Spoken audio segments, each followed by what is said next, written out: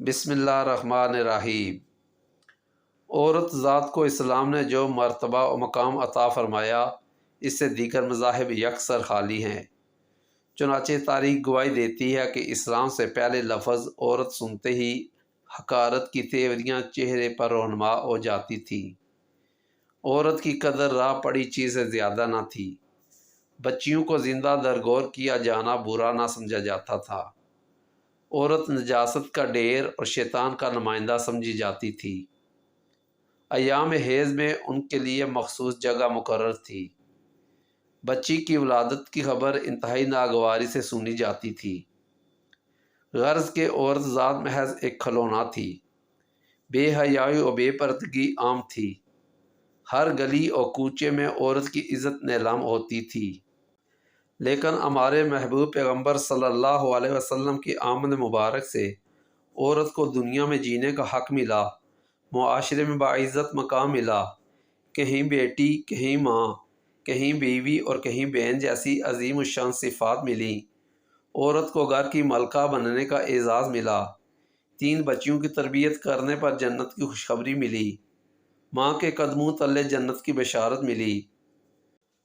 ہمیں فخر ہے کہ دین اسلام میں عورت ذات کے متعلق کسی بھی قسم کے حقارت اور ذلت آمیز نظریات نہیں ہیں۔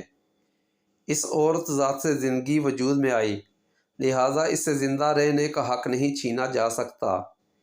اس نے نجاستیں دھو دھو کر بچے کو صاف و شفاف رکھا، لہٰذا اسے نجس مخلوق قرار نہیں دیا جا سکتا۔ اس نے انگلی پکڑ کر زمین پر چلنے کا طریقہ سکھایا، لہٰذا اس کے پاؤں کے نیچے سے زمین نہیں چھینی جا سکتی۔ اس نے اپنی زندگی کے ہر سانس کے ساتھ دعاؤں سے نوازا، لہٰذا اسے حقارت آمیز گالیوں سے نہیں نوازا جا سکتا۔ اس نے پال پوس کر کامل و مکمل بنایا، اسے نامکمل نہیں کہا جا سکتا۔ اس نے گھر کی پرسکون اور پرامن زندگی عطا کی، اسے فتنہ و فساد کی جڑ قرار نہیں دیا جا سکتا۔ آج پھر اس صنف نازک پر مختلف قسموں کے ظلم ڈھائے جا رہے ہیں۔ آزادی نسواں کے پرفریب نہروں سے دھوکہ دیا جا رہا ہے۔ ان عورتوں کو سر عام ننگا کیا جا رہا ہے۔ ہر کوئی عورت ذات کو اپنی ہوس کا نشانہ بنا رہا ہے، اور آزادی کے نام پر عورت کو بیٹی، بیوی، بہن اور ماں بننے کی صفات سے روکا جا رہا ہے۔ عورتوں کو کلبوں اور محفلوں کی زینت بنایا جا رہا ہے۔ ان کی عزت و ناموس کو ہر گلی اور کوچے میں لوٹا جا رہا ہے۔ باریک کپڑوں میں ملبوس ہونا قابل عزت و فخر سمجھا جا رہا ہے۔ سر عام بازاروں میں مختصر لباس میں چلنے پھرنے کو روشن خیالی کہا جا رہا ہے۔ الغرض عورت کو ذلیل و رسوا کیا جا رہا ہے۔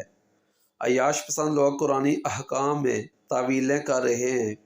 علماء حق کو قدامت پسند کے القابات دیے جا رہے ہیں۔ عورتوں کو ان کا اصلی مقام بتانے والوں کو تنگ نظر کہا جا رہا ہے، اور ہمارا اعلیٰ طبقہ بھی ان ناپاک نعروں کی مستی میں جھوم رہا ہے۔ خدا را اپنی ایمانی غیرت سے کام لیں، ورنہ سنیں کہ تمہاری داستان نہ ہوگی داستانوں میں۔ اللہ تعالیٰ ہم سب کو قرآن و سنت کے مطابق زندگی گزارنے کی توفیق عطا فرمائے۔ آمین ثم آمین۔